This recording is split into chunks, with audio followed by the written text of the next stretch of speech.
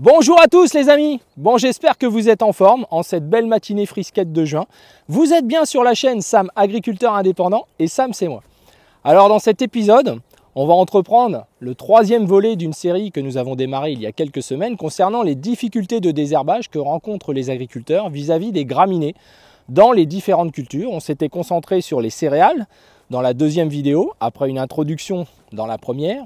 Et là, dans cet épisode, on va parler des têtes d'assolement. On va énumérer l'ensemble des solutions techniques qui sont à notre portée vis-à-vis de la gestion des graminées dans nos têtes d'assolement. En effet, les têtes d'assolement sont sans doute la meilleure réponse pour essayer d'avoir des résultats durables et fiables vis-à-vis de ces fameuses graminées qui nous polluent la vie et qui petit à petit prennent de l'ampleur dans toutes les régions. Et ce n'est pas vos témoignages qui vont aller à l'encontre de ce constat.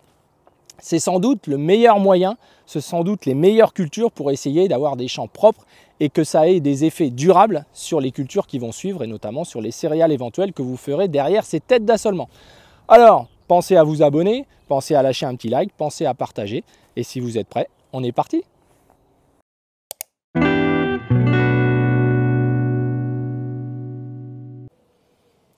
Donc de retour sur la ferme pour parler donc des fameuses têtes d'assolement et des solutions techniques que nous avons à notre portée pour essayer d'améliorer les choses dans nos successions de cultures. Alors, on a vu les différentes molécules et familles chimiques disponibles sur les céréales. Là, on va voir les molécules et les différentes familles chimiques disponibles sur nos têtes d'assolement. Alors, je n'ai pas tout pris en termes de têtes d'assolement, mais une grande majorité. On va parler des betteraves, des pommes de terre, du maïs, des protéagineux, on va parler des oléagineux, les colzas, les tournesols. Donc ça devrait brosser un panel assez large de ce que nous avons à disposition en termes de solutions chimiques. Mais avant de parler uniquement de chimie, j'aimerais revenir un petit peu sur ces notions d'intervalle. Il y a beaucoup de choses en agronomie ou même historiquement de manière un peu empirique où on dit toujours voilà derrière des pois on va faire un blé, derrière un colza on fait un blé, etc. Derrière un maïs on fait une céréale. Aujourd'hui, avec le changement climatique, mais aussi avec les difficultés que nous rencontrons, il est très important d'avoir cette notion d'intervalle à bousculer les intervalles. On sait que les graminées qui nous posent problème, les vulpins, les raigrats notamment, sont plutôt des graminées automnales, même si aujourd'hui elles lèvent toute l'année. On va voir que dans nos têtes d'assolement de printemps, les produits à disposition ne gèrent pas toujours ces graminées automnales. Elles n'ont parfois pas tellement d'efficacité concernant les raigrats, les vulpins. Elles sont bonnes sur pâturin, elles sont bonnes sur les fameuses PSD, les paniques, sétères et digitaires, qui sont des variétés de graminées adventices. Et donc finalement, on n'a pas toujours le même succès au printemps avec les produits à disposition sur les têtes d'assolement. Alors pourquoi je vous dis ça? C'est parce qu'il faut justement sortir de ce schéma systématique, régulier, prévisible en fait de succession des cultures. Derrière un maïs, il n'y a rien qui empêche de faire une orge de printemps, de faire justement 2 intervalles au printemps. Derrière des pois, rien n'empêche de faire un colza, bien au contraire. Ça permet souvent de mieux gérer l'azote, etc. Il y a des choses aussi simples que ça qui doivent devenir courantes. C'est-à-dire que la succession des cultures, l'assolement est une arme intégrante, on l'a déjà vu dans plusieurs vidéos, de l'agriculture de conservation, mais aussi de la gestion du désherbage. Alors évidemment, j'ai pris des notes, parce que sinon je vais oublier des choses. Alors la première des choses, c'est qu'en fait, les solutions que nous avons de disponibles concernant nos têtes d'assolement sont comme pour les cultures de céréales à l'automne et au printemps, sont sous forme de 3 familles. On va avoir les produits dits racinaires, on va avoir les produits racinaires et foliaires, et on va avoir la famille des foliaires qui, vous allez voir, est présente dans beaucoup de cultures avec les succès que l'on connaît. Alors la première des choses, on va démarrer par les foliaires justement. On a en gros 4 molécules disponibles en termes de foliaires, uniquement foliaires. Ce sont ce qu'on appelle les DIM et les FOP. Alors je sais que certains déjà dans votre fauteuil vous disent « Ah ouais, mais ça marche plus, etc. » De toute façon les amis, on n'a que ça à disposition et encore faut-il choisir la bonne famille pour la bonne graminée à gérer, adventice. Parce que ce n'est pas toujours le cas. Alors la première des molécules que l'on a et qui est connue, c'est la clétodyme. Un exemple de produit, c'est le centurion, le folire, l'ogive, qui sont pour nous aujourd'hui les seuls encore à fonctionner sur les raigrats et les vulpins. Il faut être clair là-dessus. On va voir ensuite qu'on a des difficultés par contre vis-à-vis des doses autorisées en fonction des types de cultures, ce qui n'est pas explicable et ce qui pose des problèmes aux agriculteurs. La deuxième molécule, c'est la cycloxydyme, donc c'est le Stratos, le Divine. Ça honnêtement, pour nous, ça ne marche plus. Donc nous, c'est un produit dont on ne parle même plus. Le Stratos, je suis désolé, ça ne fonctionne plus. pour nous, dans nos régions. Ensuite, on va voir le Kizalofop éthyle, donc là c'est le pilote, donc là c'est un exemple de produit. Là on est plus axé sur les repousses de céréales. C'est vraiment pas un produit qu'il faut utiliser en se disant j'ai du vulpin, du raigrage, je vais l'utiliser. Et ça c'est souvent un peu malheureusement ce qui peut être fait comme type d'erreur que l'on voit sur le terrain. Et ensuite on a le Propakizalofop, c'est l'ambition par exemple. Donc c'est une molécule intermédiaire on va dire entre les deux. Alors on peut très bien avoir des produits qui mélangent les deux solutions, la cléthodim et le Kizalofop par exemple, ça existe sur le terrain, les Vesuvmax, ce genre de produits, donc c'est toujours bien de mélanger. Alors ça va avoir une utilité sur colza, tournesol, l'ensemble quasiment des légumineuses avec des différences d'homologation, ils ne sont pas tous homologués selon les noms commerciaux, la luzerne, le soja, les betteraves, donc vous voyez que c'est une famille chimique foliaire que l'on retrouve dans beaucoup de têtes d'assolement justement, quasiment mis à part le maïs, puisque c'est une graminée.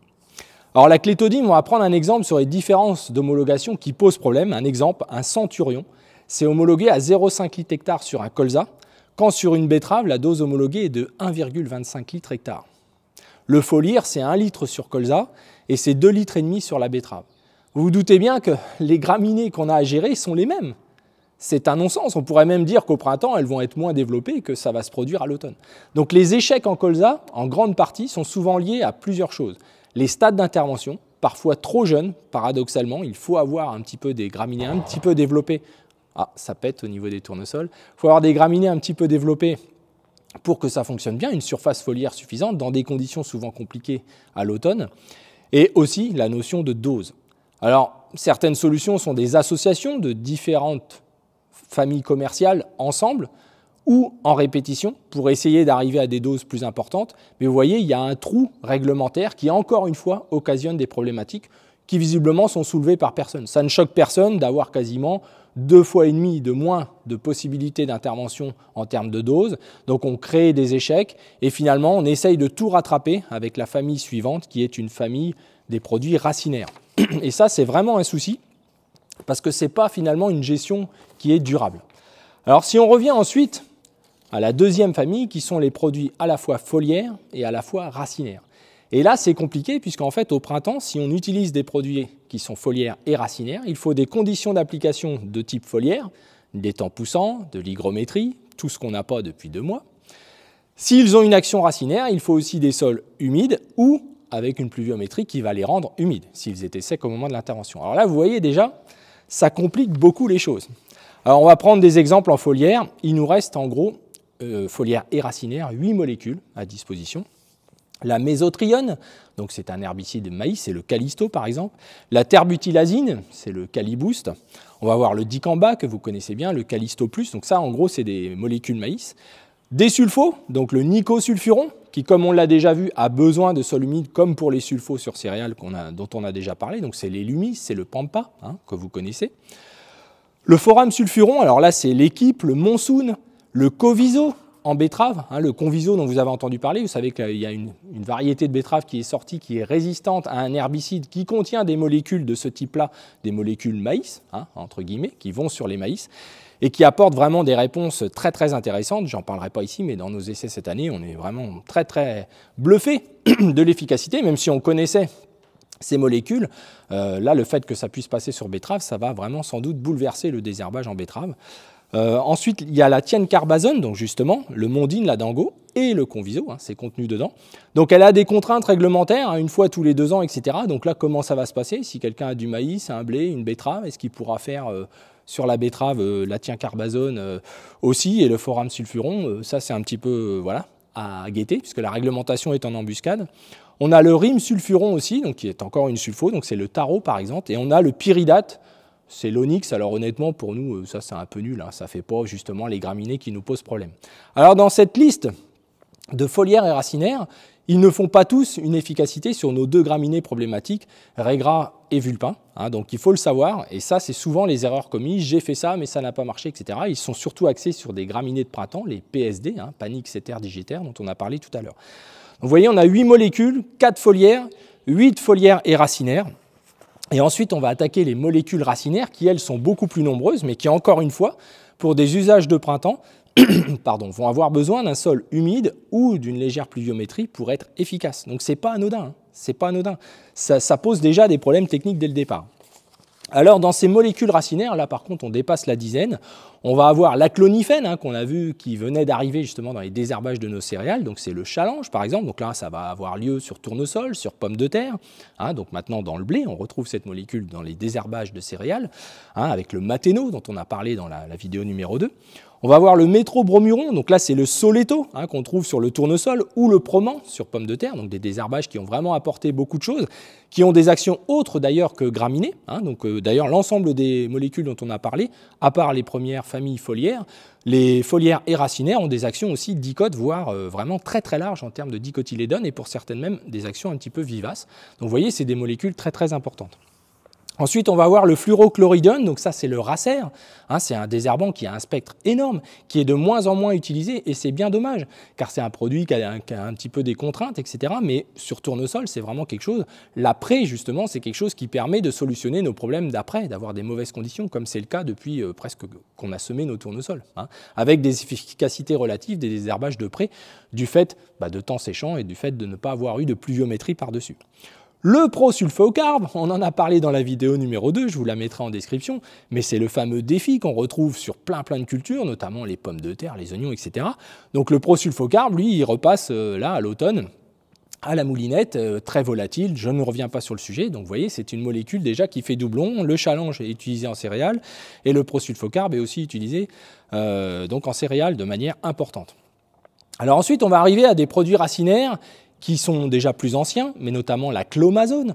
Donc la clomazone, c'est tous les désherbages de colza, donc c'est le colzor trio, le nero, le centium en colza et en betterave, le libétio, donc en betterave, le carimbo, donc tous ces produits-là contiennent donc la clomazone, qui est vraiment une molécule qui est moins utilisée à notre avis par défaut, du fait de nouvelles molécules foliaires qui sont arrivées, comme le mosar ou d'autres produits qui arrivent sur colza. Attention les amis, attention si on ne garde pas nos racinaires sur les aspects graminés, puisqu'ils ont d'autres actions sur les dicotes, encore une fois, mais sur les graminées, ils sont d'une aide précieuse. On va avoir la napropamide aussi, qui a un rôle quand même important, qui a des contraintes de devoir être enterré, etc., avant les semis de colza par exemple, mais qui a une action graminée qui n'est pas négligée. Et il faut revenir à ces solutions-là, Les DMTAP, donc là, c'est tout ce qui va être les springbok, lizard, donc qui sont des antigraminées qu'on retrouve dans plein de cultures. Les betteraves, on les retrouve dans les maïs, etc. Le spectrum, le tanaris, etc. Donc vous voyez, ça fait quand même pas mal de produits qui contiennent cette molécule qui est vraiment intéressante et importante. Le diméthachlore, donc là, on la retrouve en association dans le colzor trio. On va avoir l'Axter, donc là, c'est plus sur les colzas.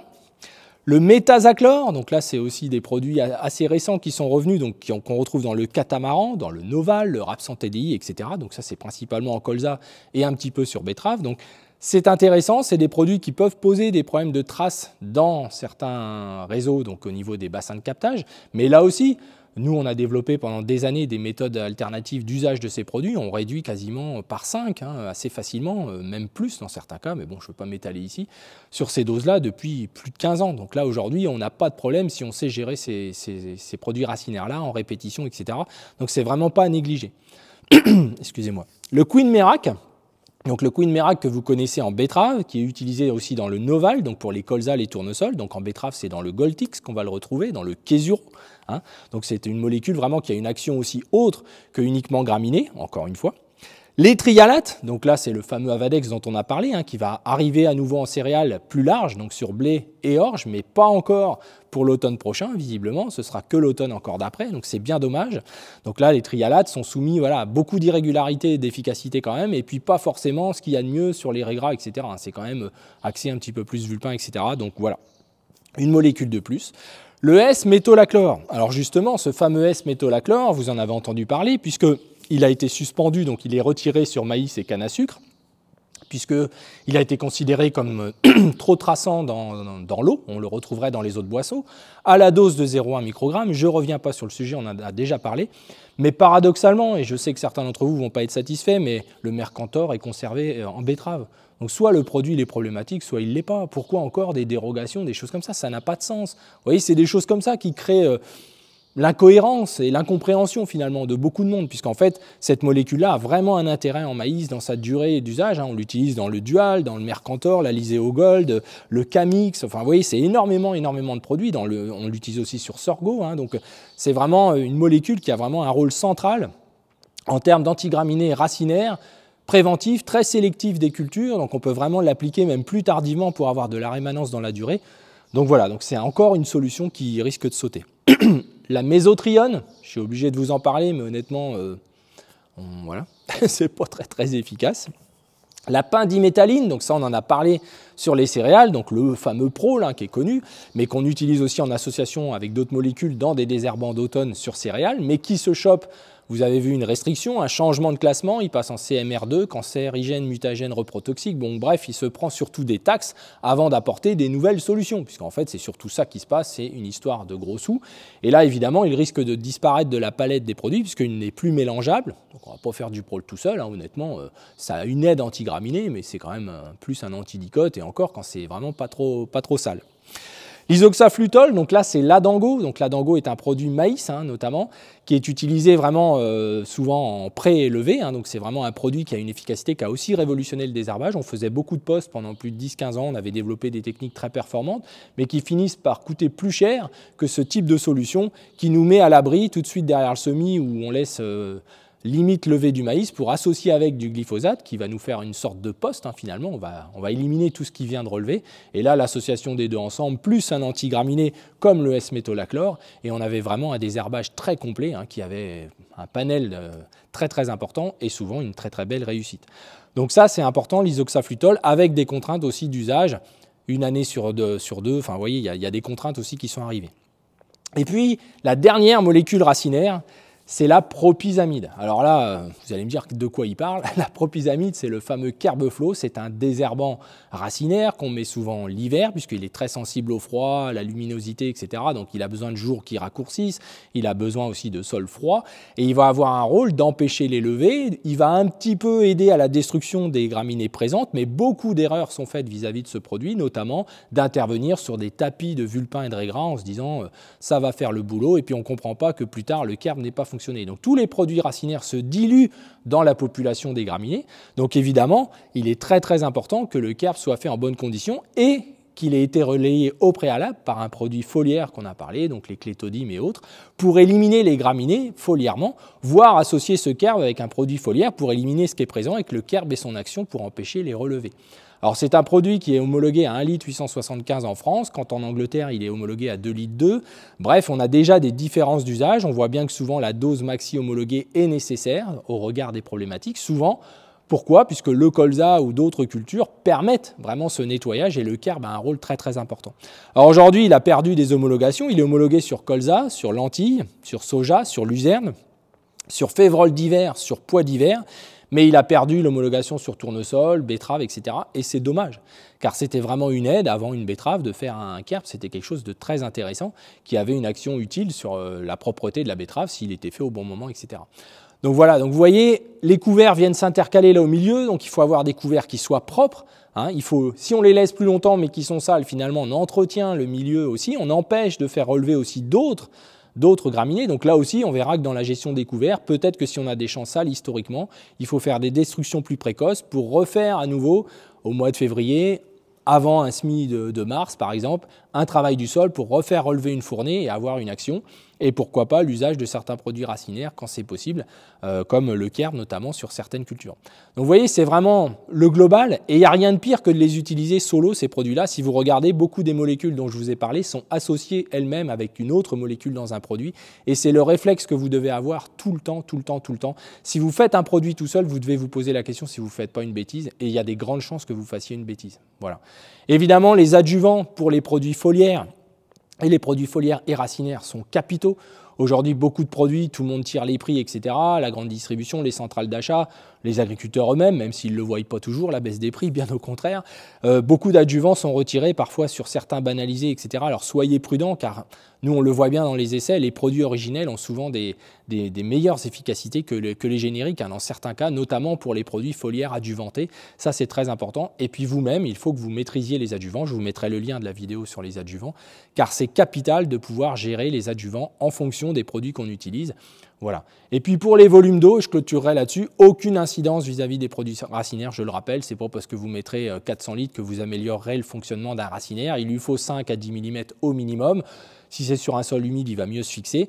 Et puis pensez à la quantité de résidus, car beaucoup d'entre vous, et dans vos témoignages ça se voit, s'enferment déjà dans des difficultés par la présence forte de résidus de récolte en surface.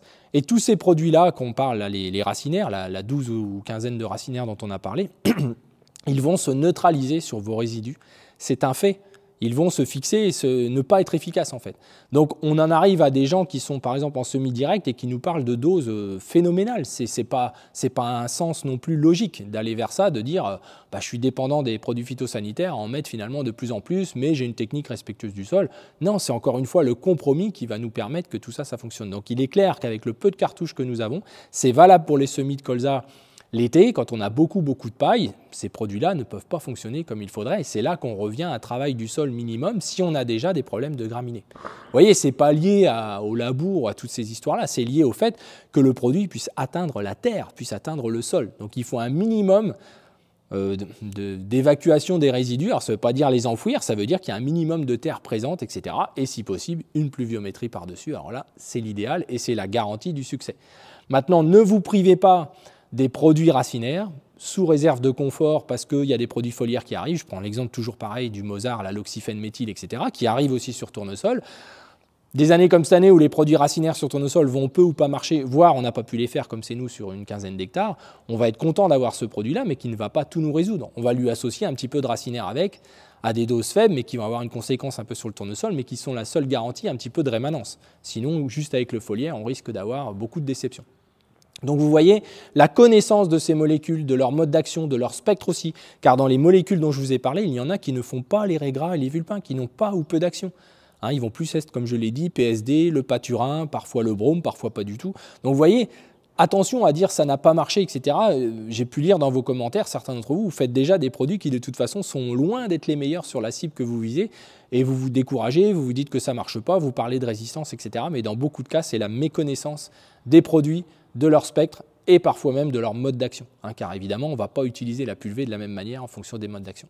Donc vous voyez, c'est un sujet assez varié. Et puis pour finir cette vidéo, en conclusion, je vous dirais qu'il y a une autre molécule qui est capitale dans toute cette gestion graminée, c'est le glyphosate.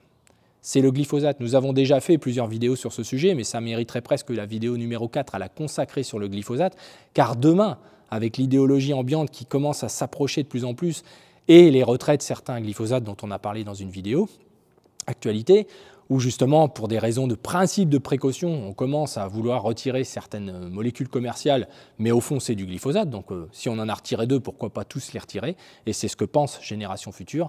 Là, pour la gestion de graminées, et je ne suis pas devin, c'est un fait, c'est une garantie, on va au-devant de problèmes insolubles. C'est-à-dire que le glyphosate, dans tout ce qu'on a vu jusque-là dans les 3 vidéos, est un pilier de la gestion des graminées, car c'est le seul produit à les tuer dans leur entièreté jusqu'aux racines. C'est l'un des rares produits à le faire. Et il a surtout une efficacité démontrée. Il y a très peu de résistance connue. On a encore des facultés à la portée. Par contre, on est déjà limité dans les doses et on va déjà au-devant de certaines problématiques avec ces fameuses 3 litres maximum sur l'année civile qui vont poser problème puisque l'année civile n'est pas l'année de production de l'agriculteur. Donc encore une fois, c'est un non-sens. Donc il va falloir que les agriculteurs anticipent ça en ayant toujours ce stock-là des 3 litres correspondant à leurs besoins, puisque si avant on n'en avait pas besoin, avec les difficultés de graminées augmentant, on voit que ces 3 litres peuvent vite être problématiques. Je vais déjà donner l'exemple. 1 litre, par exemple, avant un semis de céréales, et puis après la moisson, refaire à nouveau 1,5 litre, voire 2 litres, si parfois il peut y avoir aussi présence de vivaces, mais une année comme cette année où il y a des champs sales, on peut avoir besoin d'intervenir une fois après un déchômage et peut-être une fois avant de semer, par exemple, pour éviter de semer dans un champ sale. C'est quand même la première des règles de l'agriculture de conservation, c'est de semer dans un champ propre. Donc vous voyez, c'est très important. Donc l'ensemble de ces produits, voilà, notamment les racinaires, on voit qu'on a une grande variété sur les cultures de tête d'assolement, donc il faut les utiliser au maximum. Il faut savoir en fonction des conditions météo, monter les foliaires, diminuer le racinaire. ça peut être le cas en ce moment sur les betteraves, et dit qu'à un moment des conditions différentes, baisser les foliaires, remonter les racinaires, bref, c'est finalement très technique et c'est pas juste basé sur 0,2 de ci, plus 0,5 de ça. Il faut sortir de ça, il faut comprendre, et on a un panel et ça permettrait aussi de mieux se défendre que de bien comprendre comment tout ça, ça marche. C'était l'objet de ces vidéos, j'espère que ça vous a intéressé, et on fera peut-être une vidéo numéro 4 sur le glyphosate, mais c'est tellement un sujet qu'on pourrait parler tous les mois quasiment, que voilà, c'est à réfléchir. Vous me direz ce que vous en pensez dans les commentaires. Si vous voulez qu'on parle du glyphosate dans la prochaine vidéo sur ces fameuses difficultés de désherbage, car il y a beaucoup à dire sur cette molécule indispensable, je le redis, et qui peut-être même en agriculture biologique, je le redis à nouveau, sera peut-être la porte de sortie pour beaucoup d'agriculteurs qui tout doucement sont en train de s'enterrer dans des situations compliquées, ce qui est déjà le cas parfois en agriculture conventionnelle. Mais on en parlera dans une prochaine vidéo actu justement de l'agriculture biologique car il y a beaucoup à dire. On parlera aussi des voitures électriques. Enfin bref, on a beaucoup de choses à voir ces prochaines semaines. Le mois de juin étant toujours très intense pour nous puisqu'on est dans les essais, dans les notations. On a encore beaucoup de validations de choses que nous mettons en place. On a plus de 16 plateformes d'essais cette année. Donc c'est très intense et très intéressant. Donc le mois de juin, voilà, tout s'accélère juste avant la moisson et l'emploi du temps est bien chargé. Alors je vous dis à bientôt les amis. Pensez à partager et tout le reste. Et je vous remercie beaucoup pour vos témoignages, votre soutien, et puis à tous les motards, et ils sont nombreux. À bientôt!